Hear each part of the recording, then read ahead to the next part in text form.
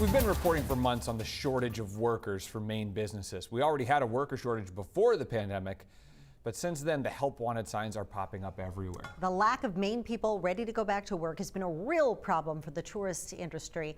And now one of the best known restaurants in Boothbay Harbor has shut down because it can't find employees.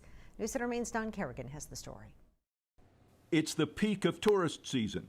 Boothbay Harbor is crowded. But instead of prepping for lunch, McSeagull's restaurant is prepping for winter. Ann LePage is helping the owners clean up and shut down.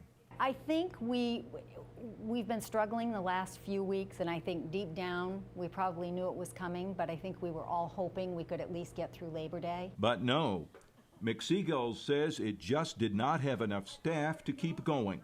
So on Sunday, the owners decided to shut down for the rest of the season, months earlier than expected. I did see the writing on the wall. Kevin Thomas is general manager. You still want to fight and try as hard as you can to make it work, but at one point you just start seeing the morale of the front of the house and the back of the house and everything kind of coming together, and you just start looking at it and saying, it's time.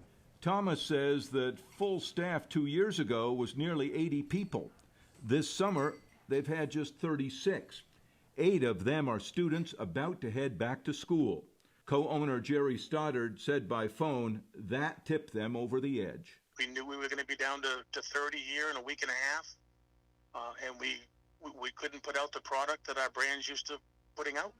Just about every restaurant in the Boothbay area has been struggling with the same problem. Many have cut back hours or even days of the week. At the same time, the harbor is jammed. Crazy busy, they say at the Chamber of Commerce. If it were a normal year, yes, we'd be short-staffed and we'd be fine, but the influx of people we have coming to town has increased so much. Staffing problems have been made worse this year because most foreign visa workers have not been able to come.